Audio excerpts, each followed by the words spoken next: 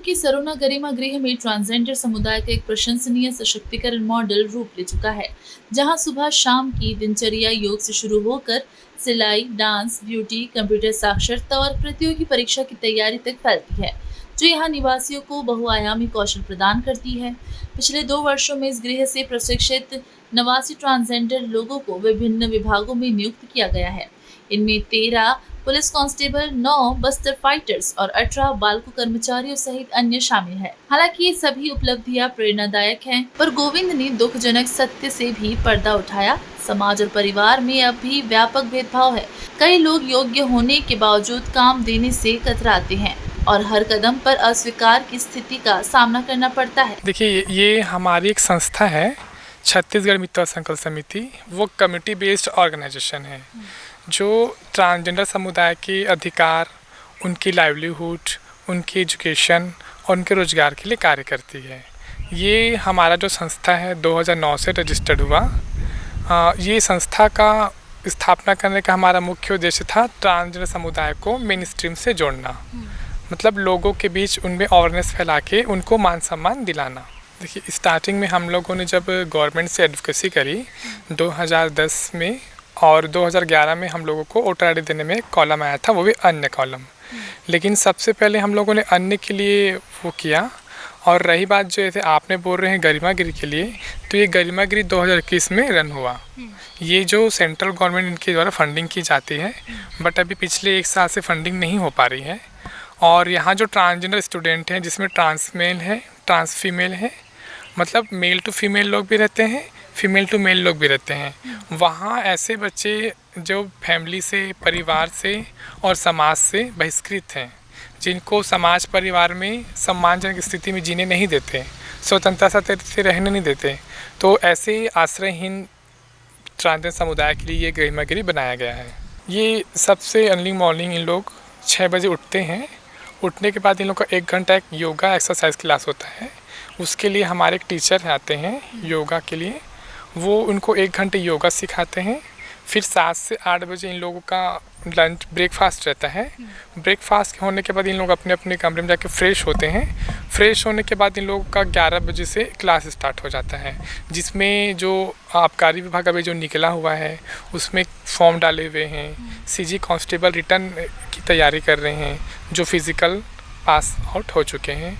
और उसके साथ ही साथ देखेंगे होम गार्ड है, नगर सैनिक है, इनकी सबकी तैयारी कर रहे हैं। इनके लिए टीचर्स आते हैं। एक जो टीचर्स अभी आपने देखा होगा वो पढ़ा ही रहे हैं। वो जो बच्चे हैं, जो अभी फ़िलहाल 12 लोग हैं जो कंप्यूटर एग्ज़ाम की तैयारी कर रहे हैं, वो अभी लिखित परीक्षा की तैयारी कर रहे हैं। और जो बच्चे अदर हैं वो कई अभी कोई 10वीं क्लास का एग्ज़ाम दिला रहा है, कोई 12वीं क्लास का एग्ज़ाम दिला रहा है, कोई कॉलेज का एग्ज़ाम कर रहा है, और कई लोग क्या है अभी रोज़गार के लिए फ़ाइट कर ही रहे हैं। तो क्या करना पड़ता है? देखिए, मैं बताना चाहूँगा आप दर्शकों लोगों को कि ट्रांसजेंडर समुदाय को कोई नौकरी नहीं देना चाहता। ये जो आप देख रहे हैं कि 2021, 19, 22 में जो 13 लोग कांस्टेबल पुलिस थे, वो उस समय कांग्रेस शासनकाल में बने हुए थे। लेकिन ये तो निर्धारित नहीं है ना कि हर पर्सन को पुलिस विभाग ले सके, क्योंकि वो जो 13 लोग जो पुलिस बने थे वो बिना आरक्षण के बने थे, क्योंकि ट्रांसजेंडर समुदाय के लिए कोई रिजर्वेशन ही नहीं है। वो बिना रिजर्वेशन के ही अपना लिखित परीक्षा और रिटर्न परीक्षा की तैयारी करके, फिजिकल की तैयारी करके उन लोग अपनी कैपेसिटी से बने थे। लेकिन ये पॉसिबल नहीं है कि पुलिस विभाग सबको दे नौकरी। तो जो ट्रांसजेंडर समुदाय है उनका भेदभाव सबसे पहले फेस से चालू हो जाता है। रिसेंटली मैं आप लोगों को बताना चाहता हूँ कि यहीं पे मारुति सुजुकी का शोरूम है, टाटा का शोरूम है, बहुत सारे यहाँ पे सरोना में शोरूम है। मैं और विद्या जी दोनों, मतलब हमारे जो स्टूडेंट हैं, उनके लिए जॉब देखने के लिए गए हुए थे। तो हमको जो सिक्योरिटी गार्ड है हमको गेट से ही भगा दिया कि आप लोग ये मतलब काम करने आए हैं कि आप लोग कुछ बधाई लेने आए हैं, या आप लोगों को कौन क्या देगा। मतलब देखेंगे तो फेस से डिस्कशन चालू हो गया। वो हमारी गार्ड बात सुनने के लिए तैयार नहीं थे। अधिकतर आप देखेंगे कि जो ट्रांसजेंडर समुदाय के लोग हैं वो बहुत अशिक्षित रहते हैं। क्यों रहते हैं? क्योंकि परिवार समाज में स्वीकार्यता नहीं होने के कारण उनको घर से निकाल दिया जाता है, और घर से निकालने के बाद उनके पास कोई डॉक्यूमेंट्स नहीं रहता कि वो अपने आगे की पढ़ाई या अपने आगे कंटिन्यू कर सके। और रही बात पढ़ाई की, तो स्कूल्स में बुलिंग होती है, हरासमेंट होता है सहपाठियों के साथ, स्कूल्स के टीचर्स भी कई लोग जैसे देखते हैं कि ये ट्रांसजेंडर बच्चा है तो उनके साथ अभद्र व्यवहार करते हैं, जिनके कारण जो स्टूडेंट है आगे की पढ़ाई नहीं कर पाते।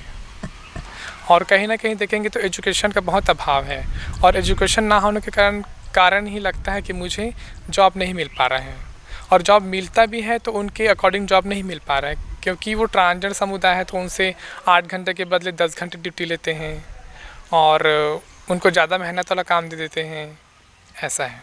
सरकार से मेरी ये गुजारिश है, चेंजिंग इसलिए नहीं आ पा रही है क्योंकि जो सरकार है ट्रांसजेंडर समुदाय के लिए मतलब आगे बढ़ के काम अच्छे से नहीं कर पा रही है, कि उनको मुख्य धारा से जोड़ तो दिए हैं लेकिन एक्चुअल उनकी नीड क्या है वो समझ नहीं पा रही है। ट्रांसजेंडर समुदाय के परिवार से यही बोलना चाहता हूँ कि जो परिवार जब स्वीकार नहीं करेगा तो समाज स्वीकार नहीं करेगा। जो माँ अपने बच्चे को 9 महीने कोख में रखती है, उनको जन्म देने के बाद बोलती कि मेरा बच्चा नहीं है, ये किन्नर निकल गया या ट्रांसजेंडर निकल गया, तो जो माँ 9 महीने से अपने पेट में रखी वो नहीं समझी तो समाज या परिवार क्या समझेगा। तो मेरी परिवार से यही गुजारिश है कि सबसे पहले सरकार को फैमिली काउंसलिंग की व्यवस्था करनी चाहिए।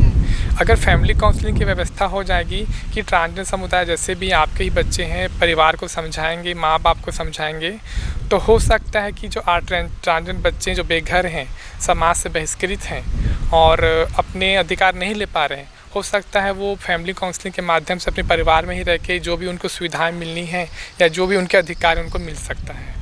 और भाई रही बात समाज की, तो समाज ने हमको नहीं बनाया, हमने समाज को बनाया है, क्योंकि हम हैं तो समाज है। तो समाज को ये सोचना चाहिए कि चाहे वो पुरुष हो, चाहे वो महिला हो, चाहे वो तृतीय लिंग समुदाय का कोई भी व्यक्ति क्यों ना हो, ये भी हमारे समाज का विभिन्न अंग में से एक है। उनको अपना समझना चाहिए, उनको मान सम्मान देना चाहिए और उनको समाज में, परिवार में रहने की व्यवस्था सुचारू रूप से करनी चाहिए।